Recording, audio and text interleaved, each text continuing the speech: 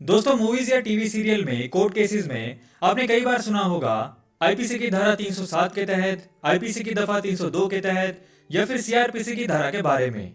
लेकिन क्या आपको पता है कि इंडिया में ऐसे कितने टाइप के लॉज हैं, जैसे act, code, article, section etcetera. एक एक करके इनके बारे में बात करते हैं। सबसे पहले बात करते हैं एक्ट की, जिसे हिंदी में हम अधिनियम भी कहते हैं। जब किसी बिल को पार्लियामेंट के दोनों हाउसेस यानी लोकसभा और राज्यसभा द्वारा पास कर दिया जाता है, फिर प्रेसिडेंट का असेंट मिलने के बाद वो बन जाता है एक्ट। जैसे CAA, citizenship amendment act, farm act etcetera.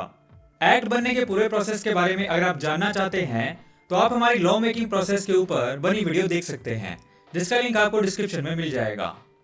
Next बात करते हैं कोड की, जिसे हिंदी में हम संहिता भी कहते हैं।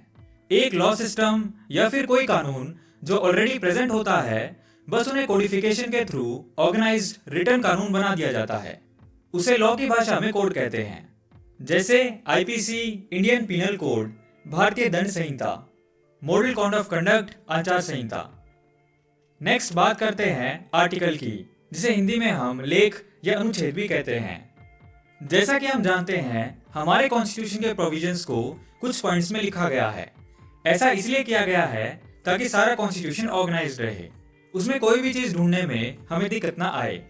इन पॉइंट्स को ही आर्टिकल्स कहा जाता है। करंटली इंडियन कॉन्स्टिट्यूशन में 470 आर्टिकल्स हैं।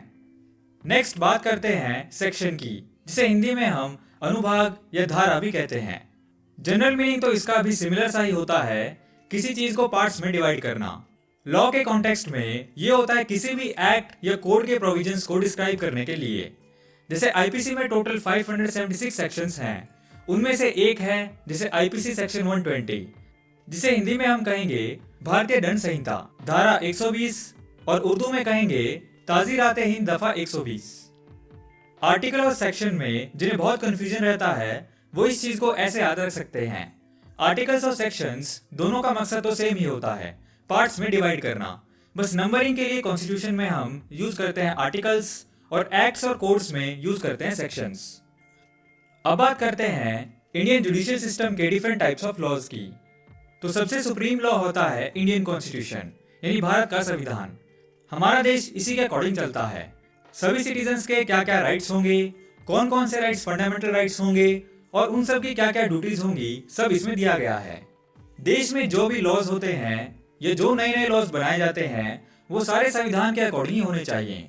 इसीलिए अगर ऐसा कोई लॉ बनता है जो कॉन्स्टिट्यूशन के किसी आर्टिकल को ब्रेक करता हो, यानी संविधान की किसी बात के खिलाफ हो, तो उसे नकार दिया जाता है। इसके अलावा जनरली हम कह सकते हैं कि दो टाइप के लॉज होते हैं, क्रिमिनल लॉज और सिविल लॉज। क्रिमिनल लॉज ये पुलिस द्वारा लागू किए जाते हैं। अब इसमें दो चीजें आती हैं, आईपीसी और सीआरपीसी।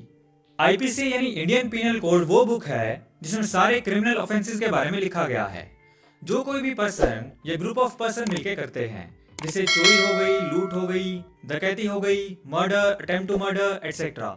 इस टाइप के सारे गुनाहों के बारे में सेक्शन वाइज लिखा गया है कि किस अपराध के लिए क्या सजा होगी, कितने साल की सजा होगी, कितना जुर्माना होगा एटसेट्रा। इसके बाद अब सीआरपीसी यानी क्रिमिनल प्रोसीजर कोड वो बुक है जिसमें किसी पर्सन या ग्रुप ऑफ पर्संस के द्वारा कोई क्राइम किए जाने पर आईपीसी के सेक्शन के अकॉर्डिंग उन्हें उसके लिए पनिशमेंट मिलने तक जो प्रोसेस फॉलो किया जाता है, उसके प्रोसीजर के बारे में लिखा गया है कि किस तरीके से उन पे एक्शन लिया जाएगा। जैसे किस तरीके से गिरफ्तारी होगी, कैसे बेल दी जाएगी, किस तरीके से ट्रायल चलेगा, कोर्ट में पेशी होगी और सजा दी जाएगी एटसेट्रा। नेक्स्ट अब बात करते हैं सिविल लॉज की। तो इसमें आ जाते हैं वो सारे मामले जो आपराधिक प्रवृत्ति के नहीं है, यानी जो क्राइम में इंक्लूड नहीं होते। जैसे कॉन्ट्रैक्ट से जुड़े लॉज, प्रॉपर्टी से जुड़े लॉज, शादी ब्याह से जुड़े लॉज, हिंदू लॉज, मुस्लिम लॉज एटसेट्रा। अब इसमें भी बात आती है प्रोसीजर की, जिसके लिए होता है सीपीसी, सिविल प्रोसीजर कोड, जिसमें होता है सिविल लॉज के टूटने पर किस तरीके से कार्यवाही की जाएगी, उसका सारा प्रोसीजर। क्रिमिनल लॉज और सिविल लॉज में मेजर डिफरेंस ये होता है, क्रिमिनल लॉज में पनिशमेंट के तौर पर जेल और फाइन दोनों लग सकते हैं, लेकिन सिविल लॉज में सिर्फ कंपनसेशन देना होता है। हाँ, लेकिन अगर कंपनसेशन नहीं दिया जाता है तो जेल हो सकती है। इसके अलावा इंडियन जुडिशियल सिस्टम में यूज होते हैं कॉमन लॉज, जिन्हें हम केस लॉज या जुडिशियल प्रेसिडेंट या जज मेड लॉज भी कहते हैं। ये वो सेक्शंस होते हैं जो कोर्ट्स के द्वारा पुराने किसी मुकदमे पे लिए गए डिसीजन से निकाले जाते हैं। जैसे सुप्रीम कोर्ट ने किसी चीज पे कोई डिसीजन लिया तो लोअर कोर्ट सिमिलर केस पे उस डिसीजन का रेफरेंस लेते हुए उस जजमेंट को एज लॉ कंसीडर करते हुए अपना डिसीजन सुना सकती है। इसके अलावा होते हैं स्टैट्यूटरी लॉज। ये वो लॉज होते हैं जो लेजिस्लेचर एक्ट की फॉर्म में बनाती हैं।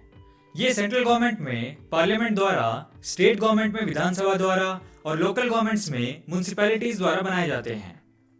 इसके अलावा होते हैं ऑर्डिनेंस, जिसे हिंदी में हम अध्यादेश भी कहते हैं।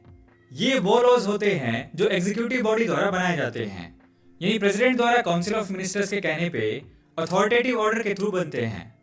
ये लॉज बनाए जाते हैं अर्जेंट मामलों में, जब पार्लियामेंट सेशन में नहीं होती। इन लॉज को भी एक्ट के बराबर ही माना जाता है। हालांकि इन लॉज को भी कानून बने रहने के लिए 6 मंथ के अंदर अंदर पार्लियामेंट से अप्रूवल की जरूरत होती है, जिसके बाद ये प्रॉपर एक्ट बन जाते हैं। यानी हम ये कह सकते हैं कि एक ऑर्डिनेंस की लाइफ मैक्सिमम 6 मंथ्स की होती है। उसके बाद वो कानून या तो एक्ट की फॉर्म में रहता है या फिर हटा दिया जाता है। इस वीडियो में हमने बात की इंडियन जुडिशियल सिस्टम के डिफरेंट टाइप्स ऑफ लॉज के बारे में।